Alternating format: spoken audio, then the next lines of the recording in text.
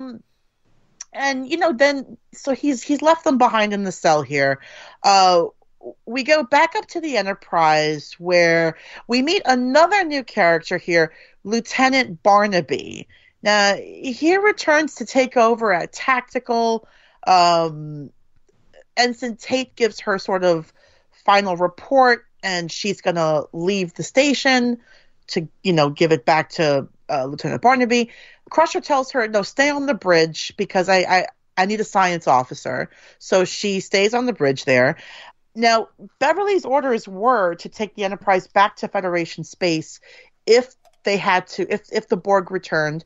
She decides, you know what, instead, I'm going to launch a buoy. I'll put a copy of all of our logs in there so that the Federation knows exactly where we are and what we're doing.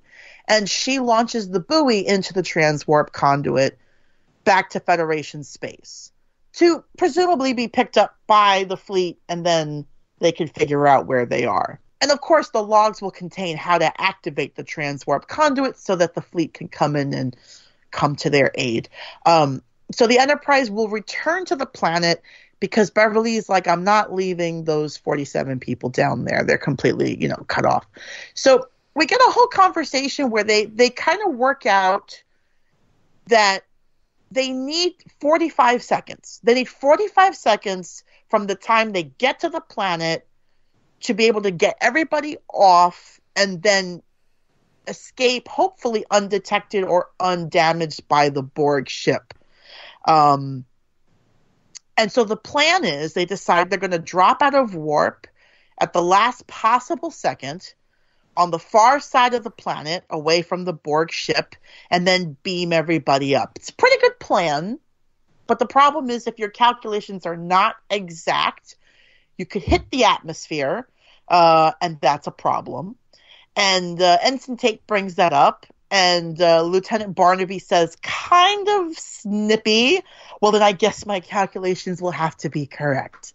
And what's interesting about this sort of scene is that, I think we're meant to sort of feel bad for Ensign Tate. I think we're meant to be on her side because we've spent some time with her now. But Barnaby is the senior officer. I mean, he's the lieutenant. She's the ensign.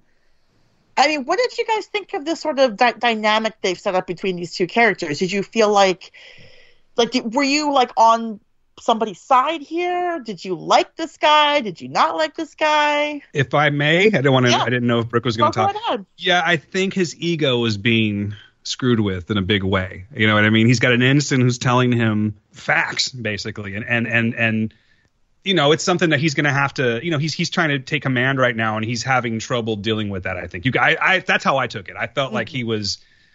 He's having some issues with his ego by taking orders, not necessarily orders, but advice from someone that's less senior. So I thought that there was a little bit of a dynamic at first of standoffishness, if you will. Mm-hmm. I mean, I don't know. Maybe I'm way off on that, but that's what I took. No, I don't think you are, because it's funny. Like when you first see it, they do almost present him as being like a little egotistical. Right. Yeah. But at the same time, like, he is the senior officer over her. Like, he's a lieutenant, she's an ensign. This is actually his field. Mm-hmm. Like, he works in tactical. He's a security guy. She's not. And she kind of, I don't want to say that she reprimands him, but she kind of is a little bit of a Captain Obvious here. And she's like, if your calculations aren't correct, you'll blow up the ship. And, or whatever. And he's like, well, I guess I have to be correct then. Like, so I kind of like, I kind of feel like there was a little bit of a power struggle there for like a second because she was manning that station. Now she's not. And he's like, this is kind of my thing. I know what I'm doing. And so I did enjoy this little dynamic that they set up between these two characters. Yeah, for sure. I think that it's a good start, and it kind of helps fill in the rest of the show. Mm-hmm. Mm-hmm. Yeah. Any thoughts, Brooke? Here? No, I pretty much feel like you do. Okay. It's like, cool. Yeah. Sometimes you just agree. That's all. Yeah, that's fine. Okay, so now Riker and Worf, still hiking, walking around this forest planet, I guess. It's kind of like Harry Potter, like they're just camping. In that last one, they're just camping. They're just because you just they're still going. Still camping. Longest camping trip ever. Yeah. So they're just walking. Just walking. Just keep walking. Just keep. Yeah. See, now they know what section Picard was in searching for data. So they are also in that section now, kind of trying to retrace his steps, trying to find the structure, because they figure if we find the structure, we find the captain. So back in the Borg compound, Data gives Geordi's visor to Lore. He says he wanted it because he thought it would look good on him. And, of course, Data doesn't laugh. He doesn't get the joke. Lore didn't give him that bit of feelings. No, he didn't give him the sense of humor part. Watching it now, it sort of reminded me of Rocket Raccoon from the Marvel movies. Oh, yeah. Oh, I've got the hiccups. I'm so sorry. I need that guy's leg. Yeah. It is a bit like that, I agree. Yeah, it's a bit of a trophy taker. Yeah. Well, so Lore says that he thinks Geordi would be the perfect candidate for some experimentation here because of his visual implants. And Data points out, all the other Borg you've done this experimentation on have been left with some pretty bad brain damage. So maybe we shouldn't do that anymore.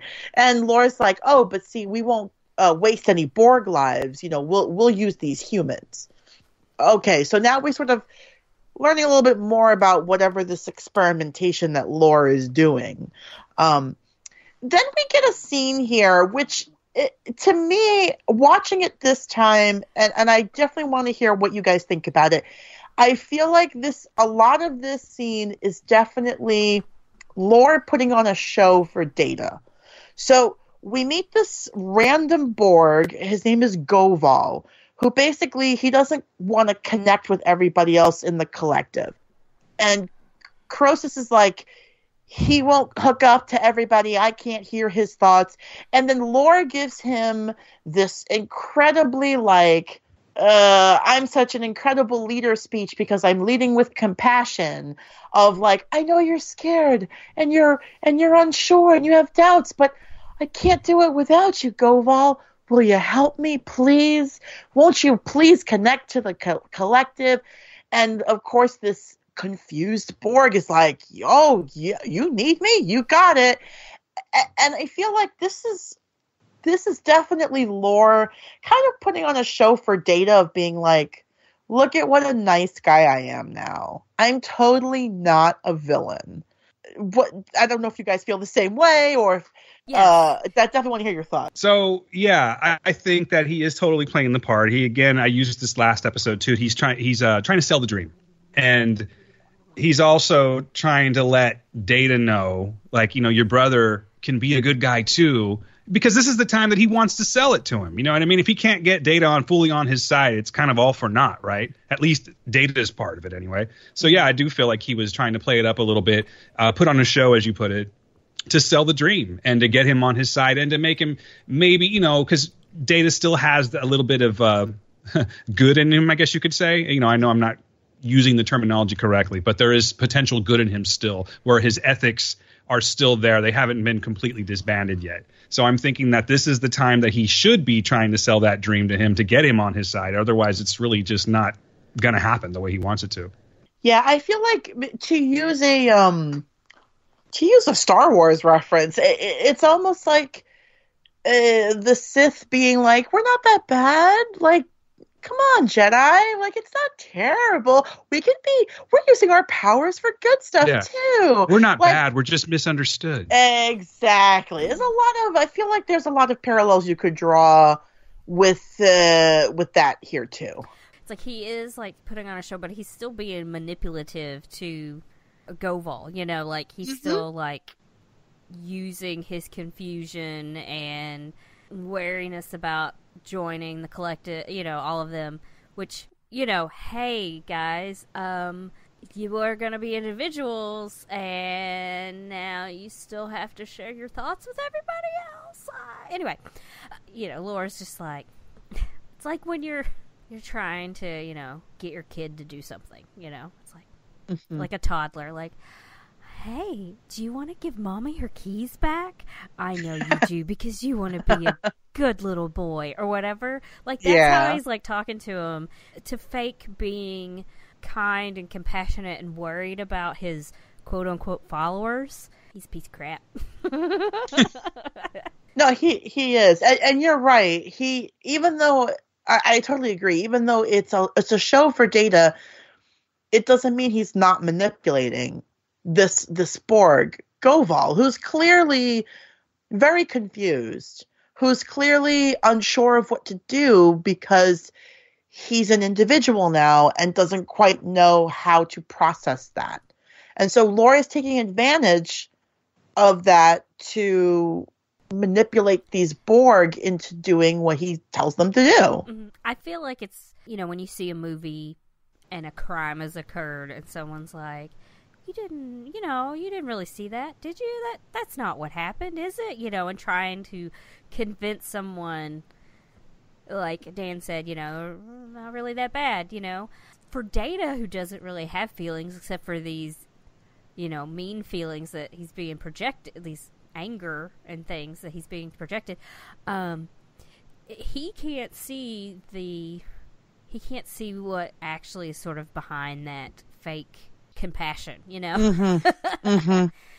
Yeah, you're right. He's being overwhelmed by these emotions, which he's always wanted to have, and he's being sucked into Lore's web of lies, just as the same way that these Borg are. And you would think, like, Data's he's smarter than that. Why would he fall for that? Well, because he's basically addicted to these feelings. And Lore knows that. He's got Data on a short leash. And as long as he have to face it, you're addicted to no, sorry. I hope we don't have to pay for that. All right, anyway. I know, right? Please don't sue us. I was going to change the words, and then I thought the only thing that would fit is lore, and I'm like, that's not really. It's because emotions doesn't fit. True. Anyway, maybe I could have said feels. Yeah. Please don't sue us. The state of Robert Palmer. Okay, so after this, we're back in the holding cell. Geordi says, they probably took my visor because he could see a carrier wave going from Lore to Data, and he thinks Lore is using the chip, the emotion chip from Dr. Sung, to transmit these emotions to Data, but they're very specific emotions. Only hatred, only anger. And so if you think about it with no context, if you're just full of hatred and full of anger and there's no other emotion to balance it out, if there's no love, if there's no compassion, if there's no mercy, if there's nothing else, yeah, you're going to do terrible things because there's nothing else to balance that out. Right. It's going to be a lot easier without that form of whatever you want to call it, but that form of conscious. So if you don't have that consciousness, or that conscience is really what I'm trying to say. Yeah, it's a lot easier. You can do all these terrible things and it's just no sweat off your back. Exactly. And two, they say that Lore has most likely disabled Data's ethical programming. So of course they can, he's convincing him to do all these things. So Geordi says that he thinks that they can reboot Data's program with a Cadion pulse. And a Cadion pulse is something that they made up for Star Trek. It's not a real thing, of course.